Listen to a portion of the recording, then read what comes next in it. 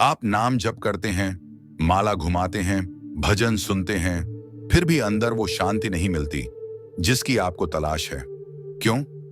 क्या कभी सोचा है कि कहीं ऐसा तो नहीं कि हम भगवान का नाम तो लेते हैं, लेकिन मन पूरा संसार में डूबा रहता है?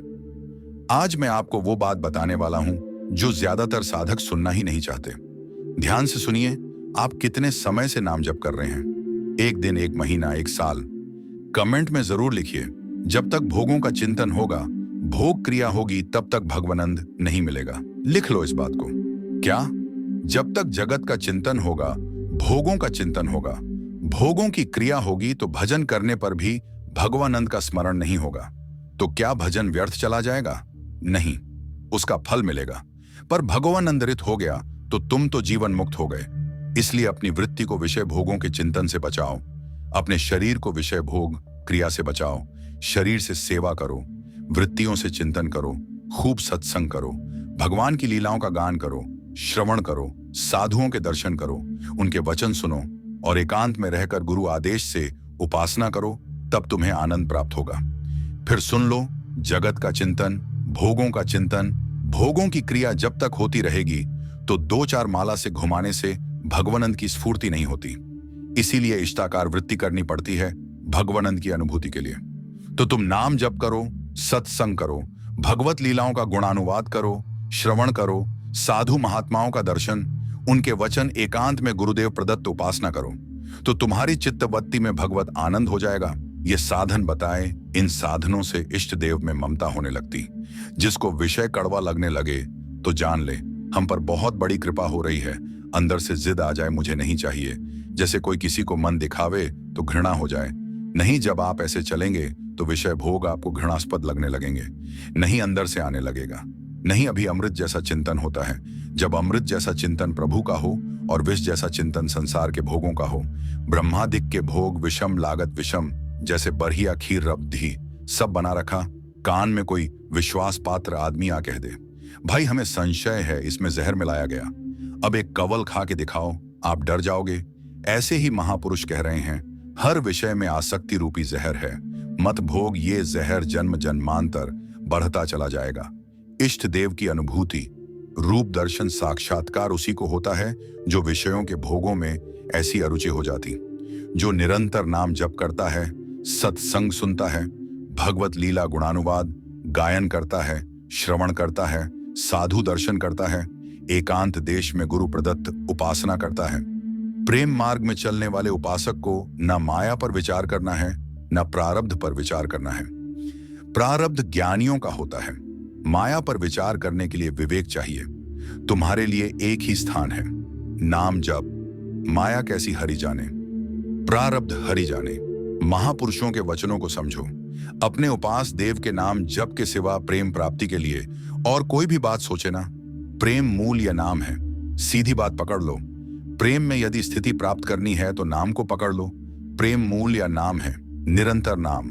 जितना प्रेम बढ़ेगा उतना ही तुम्हें भजन में कमी दिखाई देगी, अपने में नीचता दिखाई देगी।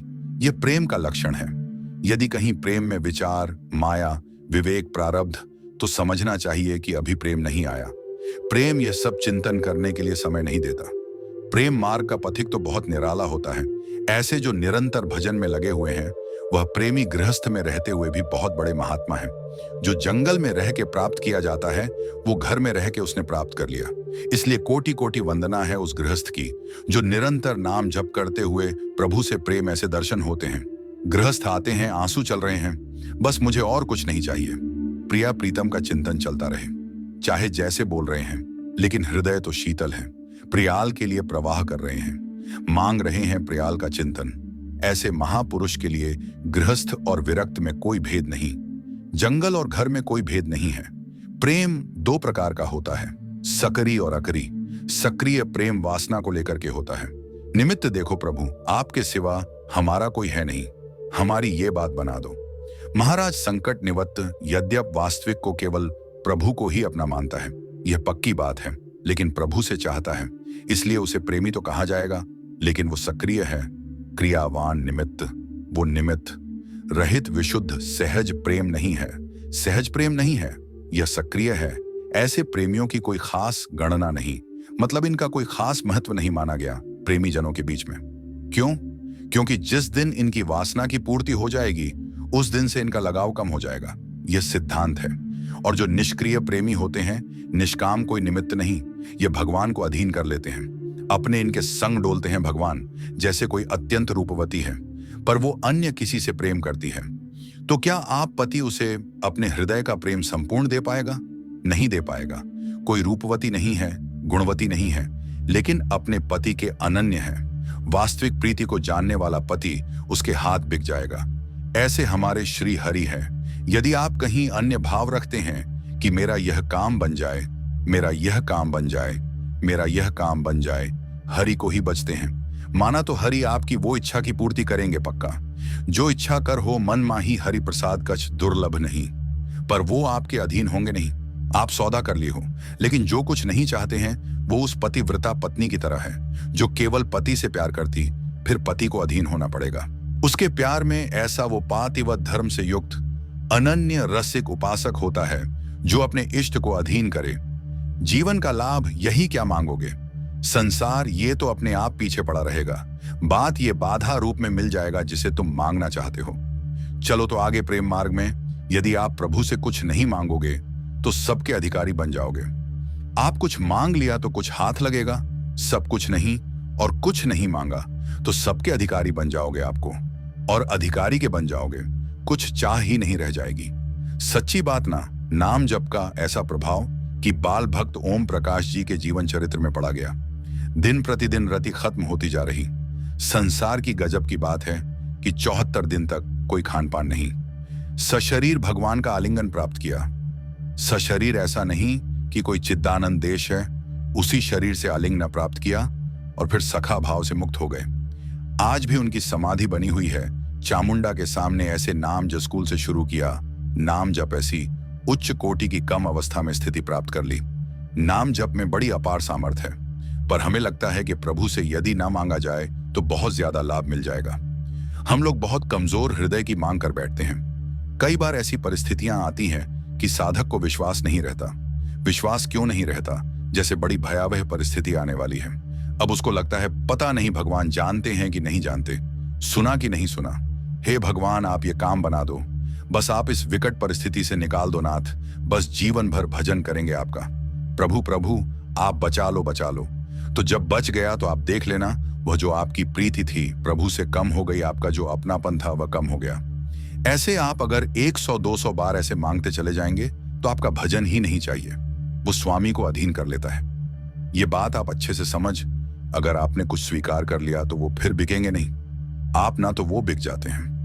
ऐसे उदार स्वामी, ये अंदर की बात है। पकड़ लो, अगर पकड़ पा रहे हो तुम मांगोगे तो कोई नाशवा, और जब आप मांगोगे नहीं ना, वो देख रहे हैं। तुम जो हाय हाय कर रहे हो कि विपत्ति हटा दो, उससे ज्यादा उनको परेशानी है। आपको विपत्ति में नहीं देख सकते। बड़ा सर्वामय, मतलब कैसे तुम्हें बताएं, बड़ा आश्चर्यमय। कल की बात, एक सखी जिसको भारी कैंसर, यहां से ऐसे मवाद बह रहा कि वो बैठे तो पूरा वातावरण दूषित हो जाए, कोई पास ना बैठे, ऐसे कैंसर का स्वरूप आए और शिष्य आए। उन्होंने कहा कि अब तो मैं मरने आई हूं, बस 2 महीने में डॉक्टर ने कहा मर जाओगे, और कल उनकी रिपोर्ट आई, बताई गई कि कैंसर ही नहीं है। जब उनको 1.5 साल से 2 महीने मरना था, 1.5 साल तो हो ही गए। अब वो कह रहे कि अगर 1.5 साल कोई ना हुई तो आजीवन के लिए खत्म। क्या लीला!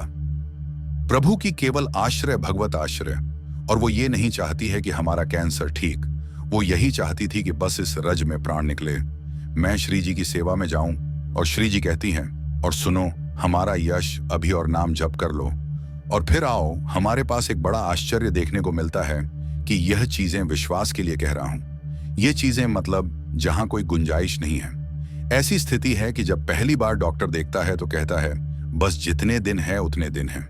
जहां दिनों की बात थी वहां 1.5 साल तो अब हो गए और सब हट गया और स्वस्थ है। कोई दवा नहीं, आनंद पूर्वक ऐसे नॉर्मल दिनचर्या चल। ये क्या है? उन्होंने मांगा नहीं था कि मेरा कैंसर जाए, उन्होंने चाहा नहीं था कि मैं ना मरूं, वह बस यही चाहती थी कि जल्दी मरूं, श्री जी के पास जाऊं। श्री जी के सिवा उनका कोई भरोसा नहीं। उसका चमत्कार देखा। अरे यार, वो सब देख रहे हैं, वो सब जान रही, काहे को मांगोगे, काहे को अपने प्रेम में कलंक लगाओगे। आगे से आगे वो देख रहे नारायण, दो बात सुन और अधिक नहीं। बात रसिकन को सत्संग नित युगल ध्यान दिन रात, सचमुच सचमुच बाबा लिख रहे हैं। नारायण स्वामी कह रहे हैं कि भगवत प्राप्ति के लिए इन दो बातों से बढ़कर और कोई बड़ी बात नहीं। रोज सत्संग सुनने को मिले और युगल सरकार का नाम जप करते हुए ध्यान करने को मिले। राधा वल्लभ लाल को हृदय ध्यान मुख नाम भगवत प्राप्ति हो गई। दो ही बात, रोज सत्संग सुनने को, रसिकन को सत्संग नित युगल ध्यान दिन रात। तुम्हें हम बताते हैं कि जिनको ये ब्राह्मणों की गोपी जनों से एक क्षण के लिए भी भगवान गए तो कभी नहीं गए। पूज्य बाबा कह रहे, अरे भक्तों से एक क्षण के लिए भी कभी भगवान दूर नहीं होते। गोपी तो भक्तों की प्रेम ध्वजा है भक्ति की। इनकी ताकत क्या है, ये दूर जा सकते हैं अपने प्रेमियों से। आप ये समझ लो कि आज भी जो भक्त भगवान के सिवा किसी से अपना परिचय नहीं रखते, भगवान उनसे एक क्षण भी दूर नहीं। और फिर वृंदावन तो इनका घर है। वृंदावनम परितज पादम गच्छति तो कैसे कहा जा सकते हैं? भक्त के अधीन भगवान है। ये उसी भक्त की बात है जो कभी भगवान से कोई मांग नहीं करता। उन भक्त की बात है। आप देखना चाहते हो कि वृंदावन में भगवान साक्षात यहाँ विराजमान है। अपना संबंध किसी से मत रखो, ना देह से और ना देह भोगों से, ना देह संबंधियों से। तो अगर मिल ना जाए तो कहना उन गुरुजी का नाम रघुवंशी, शायद रघुवंशी या कुछ ऐसा ही नाम।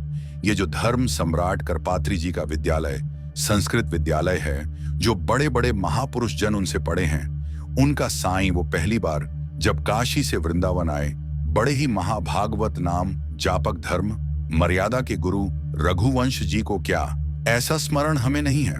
वो जब आए वृंदावन को उस समय, और वृंदावन का स्वरूप लता पता, तो सीधे पहुंचे जुगल घाट। ये रोड नहीं बना हुआ था, तो उधर से यम पता चला कि परिक्रमा मार्ग में है। कहीं तो यहां था कृपात्री जी का, तो युगल घाट पहुंच गए। वहां जब पहुंचे तो अंधेरा होने लगा था, तो सोचा किससे पूछूं। वहां कोई दिखाई नहीं दे रहा, तो पहली बार आए थे। नया नया खुला था धर्म सम्राट कृपात्री जी का जो संस्कृत विद्यालय, उसमें आचार्य रूप में आए थे। देखा एक पीतांबर पीत वस्त्र धारण किए हुए हाथ में, जैसे गुरुकुल में पढ़ता हुआ विद्यार्थ।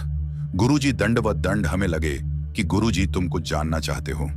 बोले आप मैं विद्यार्थी हूं, सेवा कुंज में रहता हूं। उनको क्या पता क्या सेवा सेवा। अच्छा, वहां कोई गुरुकुल होगा नहीं, वहां मेरी सेवा रहती है, वहां सेवा में रहता हूं। विद्यार्थी हूं तो गुरुजी आपको जो संस्कृत विद्यालय में जाना है वो मैं जानता हूं। अच्छा, उसी की तो खोज कर रहे थे। आओ कच्चा रास्ता, ये आप जाओगे, 500 कदम के बाद आपको मिल जाएगा। तो कहां तुमसे मिलना? चाहे तो कभी गुरुजी हमारी सेवा रहती है, सेवा कुंज में आप कभी आकर मिल लेना। ठीक है। अब वो गए।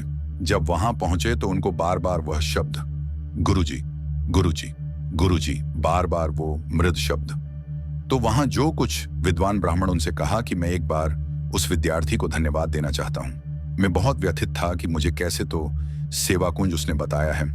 तो वो लोग आए से कहा, ये तो श्री जी के यहाँ तो आसपास कोई विद्यालय नहीं, आसपास तो भगवान के प्रेमियों के वास है और भगवान के श्री विग्रह विहार। तब उनके साक्षात नंद नंदन थे।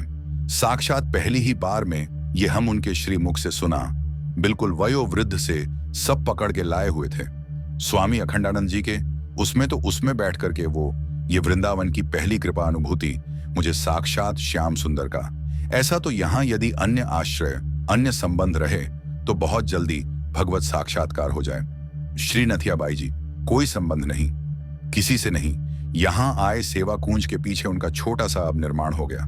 वो उपला लेती, छून मांग लेती, मोटी रोटी बनाती, किसी एक संत को पवा देती। धीरे धीरे छोटी सी कुटिया, धीरे धीरे मांग करके बस कोई संत पहुंच जाए।